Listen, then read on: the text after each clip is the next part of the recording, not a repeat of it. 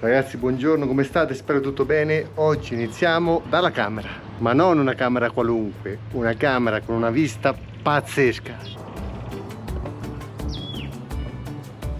Siamo praticamente in una sorta di comunità hippie, è tutto super tranquillo, incentrato sullo yoga, buon cibo, la buona frutta. È una zona che, se volete rilassarvi, dovrebbe essere, perlomeno per quello che ci hanno detto, super tranquilla, anche perché è lontana dalle città più grandi. Quindi, ripeto, se volete rilassarvi, magari fate un salto da queste parti. Addirittura là in cima il vecchio camino dell'Inca. Ora però dismesso perché non più curato e utilizzato. La camera è abbastanza basica, ma avete un letto dove potete fare tutto quello che vi viene in mente, ve lo garantisco. La struttura è bellissima perché è immersa praticamente all'interno di un parco naturale. Avrete un ristorante tipico con un soffitto tipico ed addirittura una piccola piscina riscaldata. Ho detto riscaldata perché qua siamo a 1330 metri, ci vedete con la maglietta a maniche lunghe, ovviamente durante il giorno con il sole è caldo, però la sera, ragazzi, bisogna mettere una piccola felpina. Tenerona carica, purtroppo la notte ha lasciato questa chiazza qua, vedete la situazione che arriva fino dietro. La tappa di oggi è brevissima perché andremo a Cuenca, sono circa 1 ora e 30 di strada, si sale sempre perché arriviamo a 2500 metri, quindi il caldo di qua, che ovviamente non è il caldo della costa peruviana, ce lo dimenticheremo per un po' di giorni. È per questo motivo che ci vedete con la maglia tecnica, anche se in questo momento non sarebbe necessaria, però l'abbiamo fatto un po' con il senno di poi. La Tenerona, come risaliamo di quota, tentenda sempre la mattina, ma anche perché questa notte, ripeto, saremo scesi intorno a 10 gradi. Ho fatto anche un'ulteriore modifica all'attacco della camera, perché se avete visto il video precedente, l'attacco centrale purtroppo con il caldo, con il sole forte dell'Ecuador e del Perù non resiste, perlomeno l'adesivo non resiste, ma ieri sera ho controllato le clip e dovevo spostarla un po' più verso l'anteriore, in quanto la ripresa riprende anche un po' il frontino. Torno a dirvi che la posizione migliore, perlomeno per me, è quella centrale. Dobbiamo trovare una soluzione e a Cuenca la troveremo. Sara la lasciamo qua perché arrivando c'è una discesa sterrata pericolosissima da fare in due con la motocarica, quindi lei ha deciso di farla in sicurezza camminando.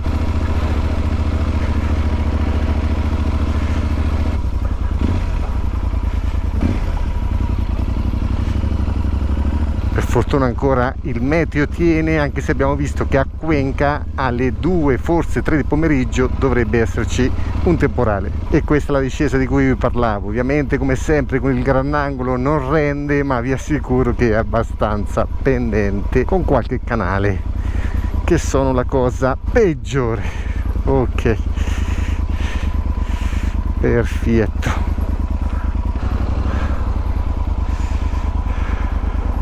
Sara sta arrivando imperterrita, però forse da qua riuscite a capire bene la pendenza. Conoscendola, ha una paura fottuta di attraversare la strada quando non vede bene, infatti sta temporeggiando.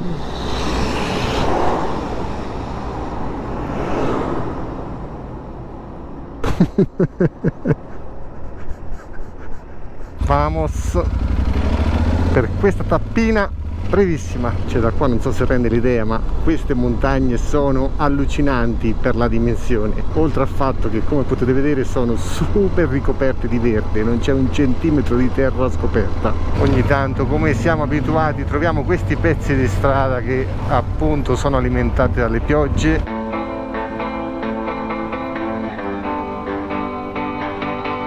Quindi tutta la terra dalla montagna scende a valle sulla strada, con buche enormi da fare assolutamente attenzione. Noi non lasciamo sempre accesa la camera per non annoiarvi, ma considerate che queste cose ricapitano con cadenza regolare ogni 2-3 km.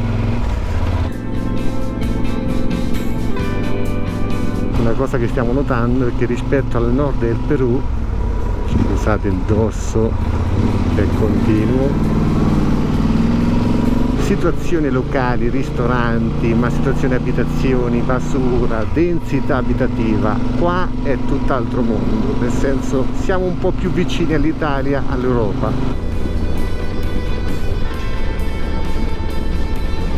Questo è lo spettacolo Rigoglioso.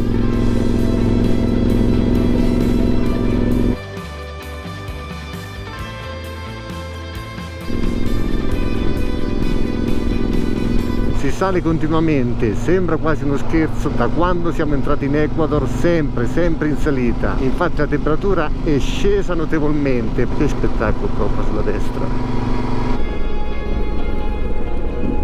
Prime gocce di pioggia, quindi prevenire è meglio che curare, come diciamo sempre. Cambiamo i guanti.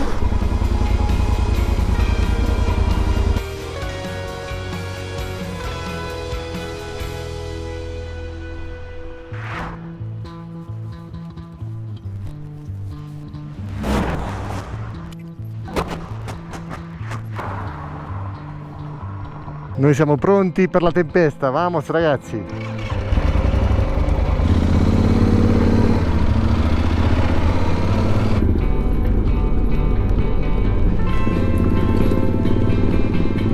Attenzione qua perché con l'asfalto leggermente bagnato e il brecciolino è un mix perfetto. La cosa positiva è che non si alza la polvere però.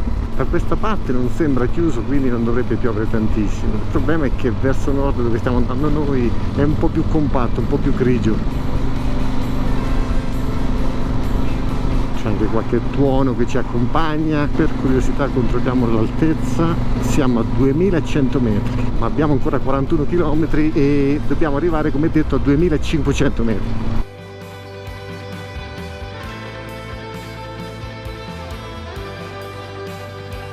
Bambini che tornano da scuola e ragazzini già tornati, le vacanze sono finite. E comunque è facile rispondere alla domanda: ma come mai c'è così tanto verde? Piove praticamente tutti i giorni, c'è un sole quando esce pazzesco. Queste piante possiamo dire tranquillamente che vivono nell'habitat migliore. Quando hai tanto da mangiare, hai il sole per crescere, è un po' come gli aminoacidi / steroidi per i palestrati.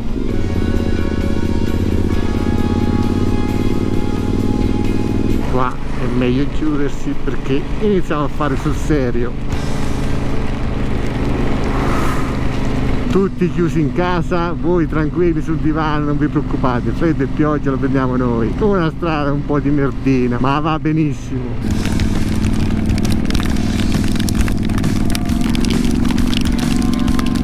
Come passare dal caldo torrido nel nord del Perù, del deserto, ad una bella lavata e un temporale torrenziale qua in Ecuador. Quindi ragazzi, benvenuti in Ecuador. Soprattutto facciamo attenzione perché la condizione della strada non è il massimo e con il tassello all'anteriore bisogna raddoppiare la sicurezza. C'erano questi fiumi con 2 secondi. Però che bel fresco, è bellissimo sotto la pioggia. Addirittura mi permetto di sorpassare.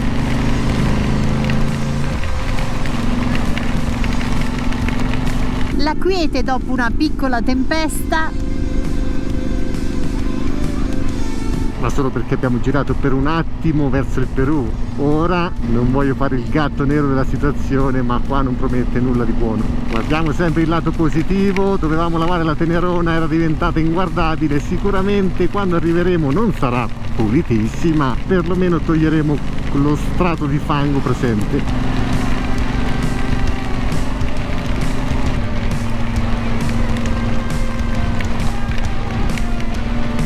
Torrenti che si creano con tutti i detriti, mamma mia. Attenzione, ok, gustosissimo. Praticamente si inizia a viaggiare su una sorta di fiume continuo. Abbiamo anche il lavaggio alla sinistra, cioè qui è un po' come essere sotto i rulli dell'autolavaggio. Vedi, ecco, capito, avete capito benissimo.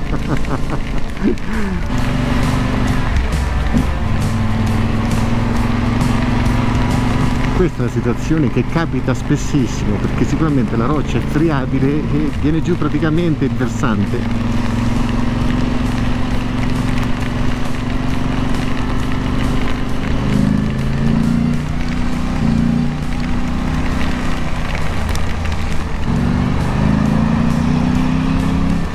Torniamo all'altura,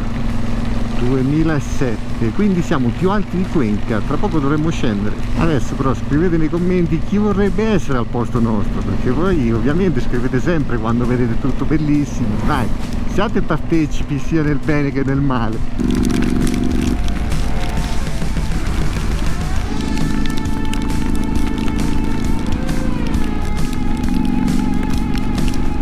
A tratti ci sono delle situazioni che ricordano un po' la Svizzera.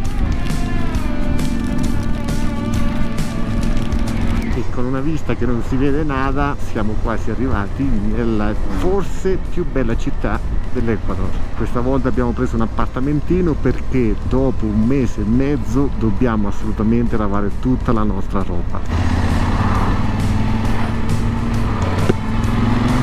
Ultimi 500 metri come sempre vi portiamo con noi. Qua dovrebbe essere sulla destra.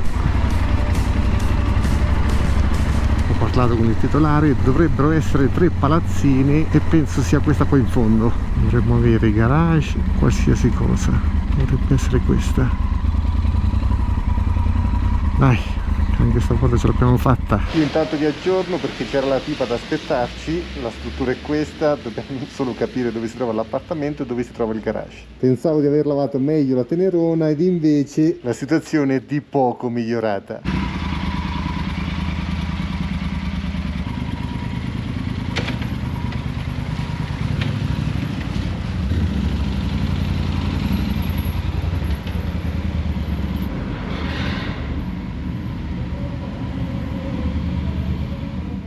Oggi iniziamo il nostro tour da una panchina. Ci sono quelle che servono per riposarsi e ci sono quelle panoramiche. Non abbiamo trovato il luogo migliore per mostrarvi dove siamo e farvi godere del panorama di cui possiamo godere. Vi presentiamo la città di Santa Ana de los Ríos de Cuenca.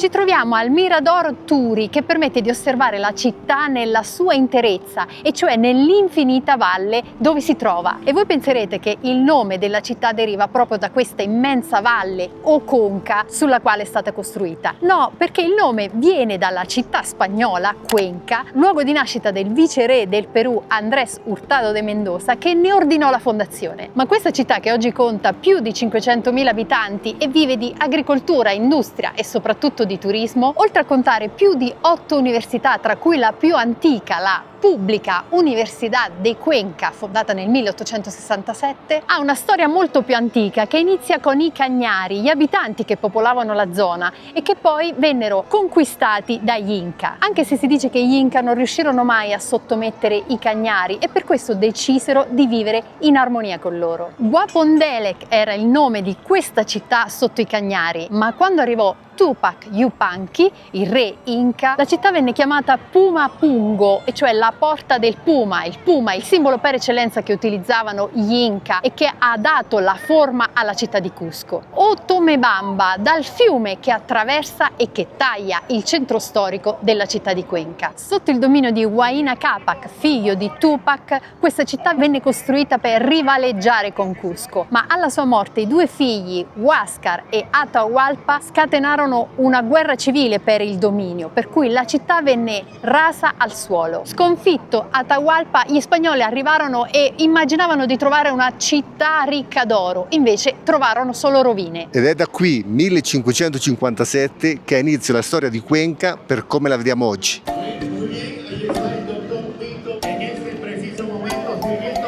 Siamo finiti all'interno di un concerto. La coreografia del gruppo della Boinoterapia.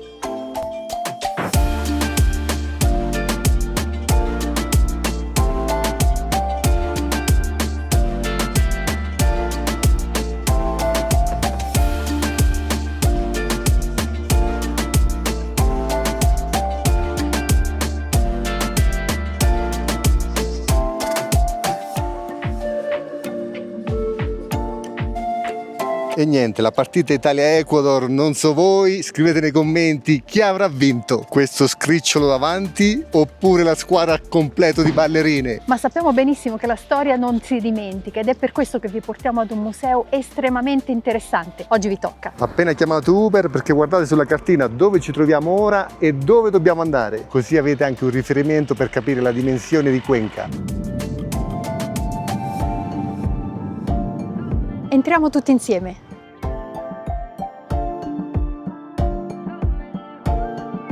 Hola, buenos días. Sí, gracias.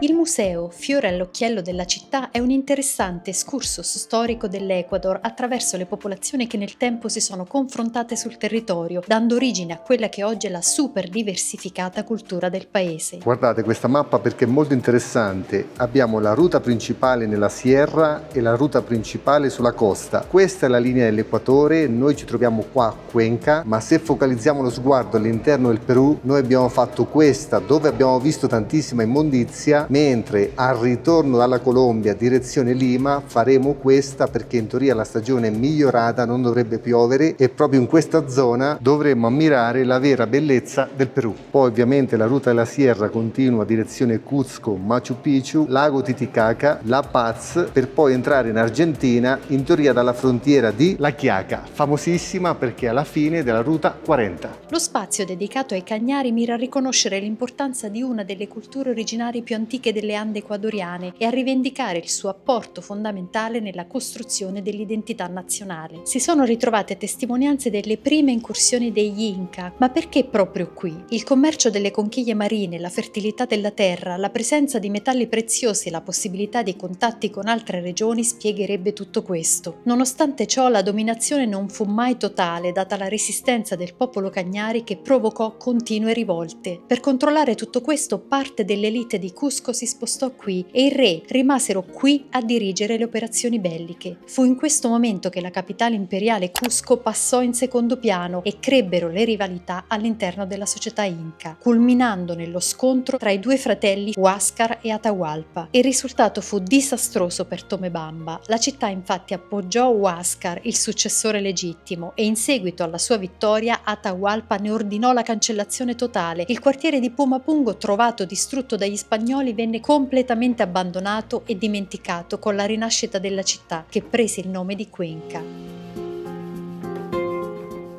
Dichiarata nel 2020 città mondiale dell'artigianato per 10 mestieri, oreficeria e gioielleria, ceramica e terracotta, paja, tocchiglia e cesteria, forgiatura del ferro, ricamo, selleria e lavorazione del cuoio, dei metalli, del legno, del marmo e della pietra e la produzione di fuochi d'artificio.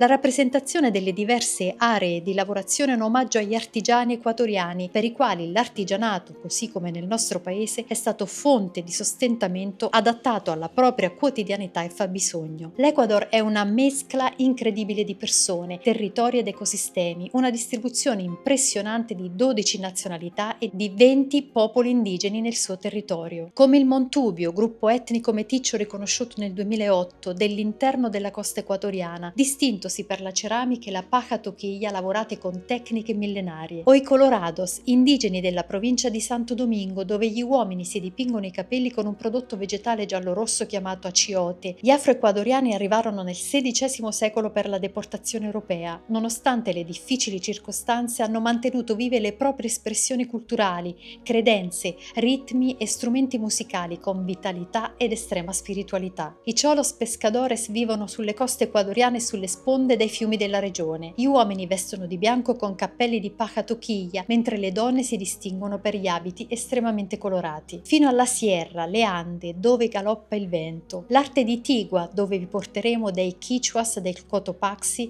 riflette miti, leggende e rituali in una rappresentazione naif unica al mondo. La regione della selva, i rios, la foresta e i fiumi, è il luogo di popoli indigeni come Shuar e Quichua, i cui elementi essenziali sono la conoscenza ancestrale ancestrale delle piante medicinali e l'organizzazione sociale. Una delle principali problematiche è rappresentata dalla proprietà della terra. Molti dei gruppi indigeni praticano l'autoisolamento per proteggere la propria cultura dalle pressioni esterne. Nella regione del Napo, Amazzonia, dove le uniche vie di comunicazione sono rappresentate dai fiumi, alcuni gruppi condividono il territorio, la cui divisione, imposta dallo sfruttamento petrolifero, ha provocato un alto livello di contaminazione. Dove partire per comprendere l'Amazzonia?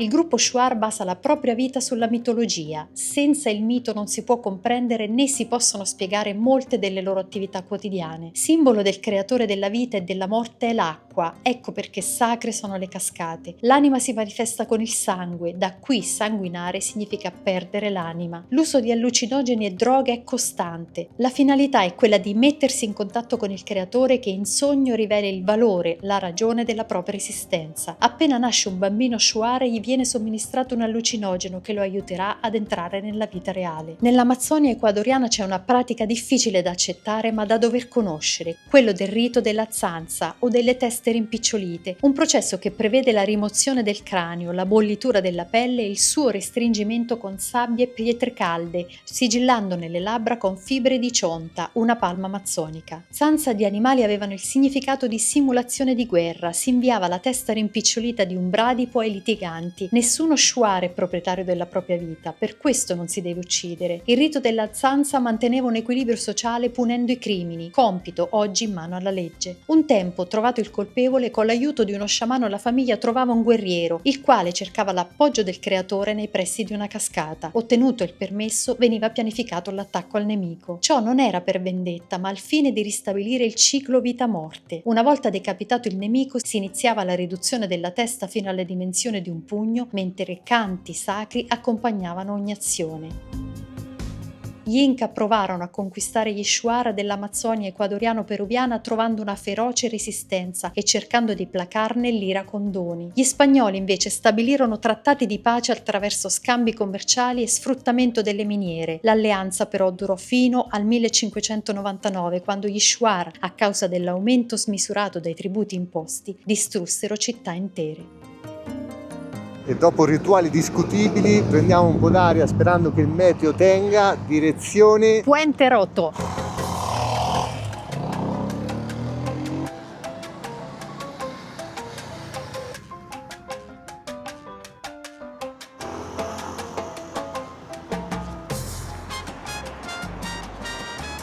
Prima di arrivare al Puente Roto vi segnaliamo il complejo patrimonial Todos Santos con la sua chiesa alle mie spalle costruita nel 1924 che segna il punto esatto dove ebbe inizio la vita coloniale della città di Cuenca, dove si costruì la prima chiesa e dove nacque il primo quartiere. ed eccoci arrivati. Da questa prospettiva si capisce Che appunto è un ponte rotto come dice il nome, e cioè nasce per collegare le due sponde del fiume Tomebamba, ma poi con una gravissima alluvione del 1950 che ne ha distrutto dai piloni non è stato mai ricostruito del tutto e ora rappresenta una grande attrattiva turistica proprio per questo motivo.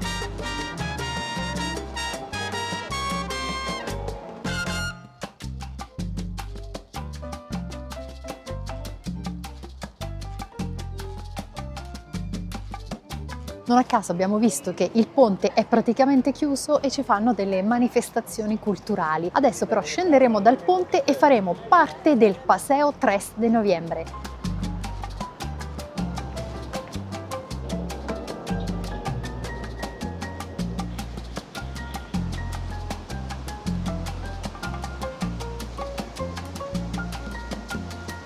Questa è la strada che costeggia il fiume e questo è il passaggio pedonale. 3 de Noviembre, cioè 3 novembre, che è una data importantissima per la città di Cuenca.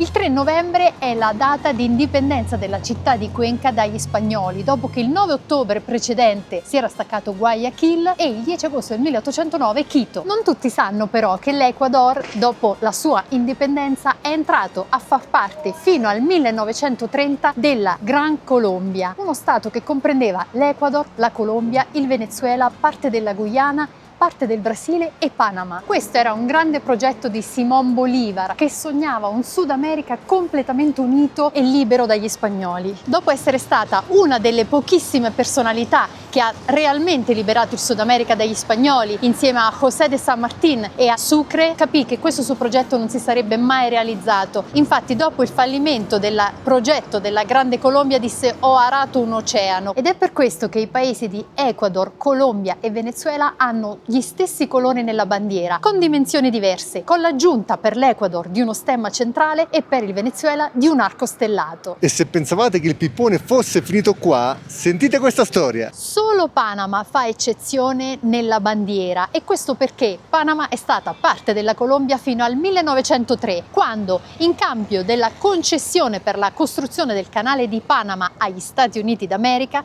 ottenne il sostegno per staccarsi dalla Colombia. 1903 indipendenza di Panama dalla Colombia, costruzione del canale di Panama 1904-1914. Intanto alle nostre spalle vedete la Corte Provincial de Justicia de la Suay, la provincia di Cuenca, costruito nel 1929 come sede della prima università di Cuenca in stile neoclassico francese. E per farvi immergere nel contesto, di fronte al palazzo troviamo il Parco Calderón. Per il momento per una buona metà chiuso, ma alle sue spalle possiamo ammirare la Catedral dell'Immaculata Concepción, il simbolo della città di Cuenca.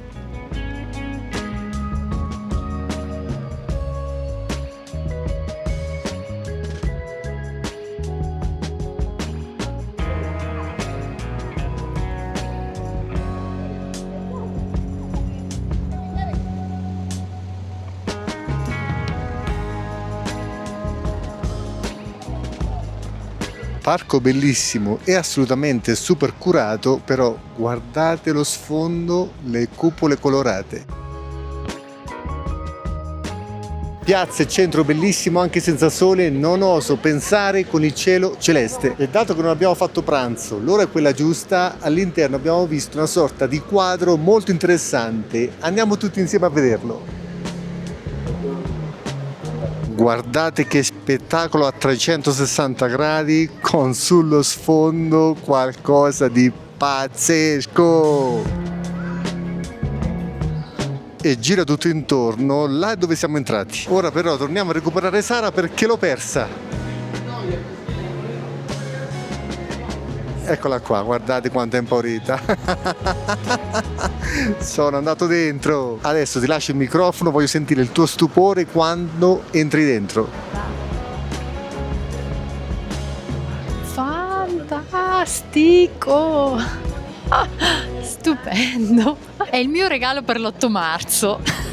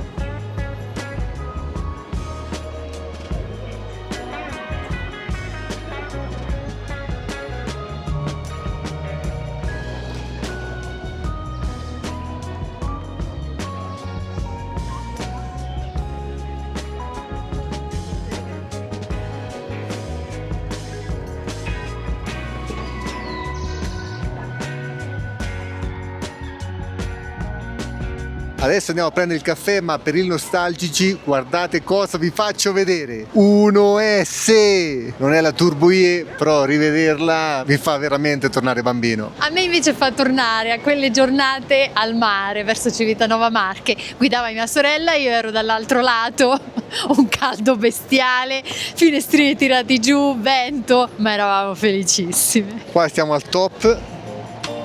Sara ha detto una bugia perché felicissima è diventata da quando mi ha conosciuto. Dillo ai tuoi follower la verità, dilla! Scherzi a parte, guardate veramente che posticino vi ha trovato Franceschino vostro.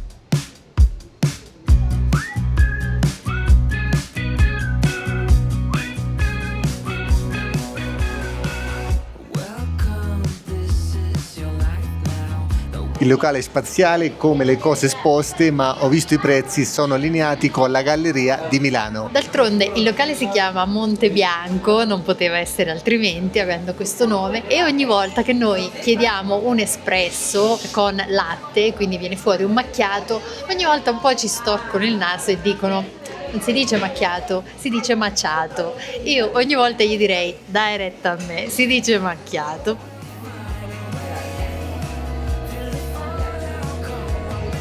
E comunque alla fine ci siamo fermati solo perché oggi è la festa della donna. Sara si è comportata benissimo e detto così sembra che io sia un maschilista assoluto, quando invece sono sempre super docile. Detta così sembro, sai, i cagnolini che porti, ti sei comportata bene, crocchette per stasera. Sì, però crocchetti di lusso. Aspettate che è addirittura di arrivo, cioè servizio. Grazie. Muchas gracias. Il caffè è identico al nostro, $1,50. Qua ha scelto Sara mousse al maracujá, $4,10. Sei una maiala. Sì. Vai, unboxing, sentiamo l'odore. Mamma mia, il maracujá, ragazzi, è qualcosa di veramente... O frutto della passione, come lo chiamiamo noi, è... Cioè voi non potete capire, c'è un odore, mamma mia, che se corrisponde al sapore, no poi. Vediamo la consistenza, affonda fino in fondo, piano. Il maracujá è qualcosa di eccezionale.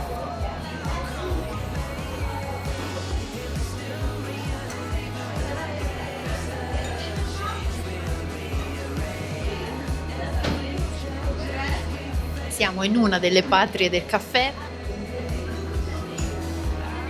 È un po' più delicato del nostro, ma è ottimo. E adesso a panza semivuota, perché effettivamente abbiamo mangiato pochissimo, però abbiamo i giusti zuccheri, facciamo un po' di strada a piedi, ci avviciniamo verso casa e poi, lo sapete benissimo, sono le 6 di sera, prima del calar del sole, si chiama Uber e diretti a Nanna. Sì, perché domani, oltre a farvi camminare un altro po', vi porteremo ad un altro museo. Stavolta niente di storico, ma molto interessante. Non vi anticipiamo nulla e ci vediamo lì. A domani, ciao!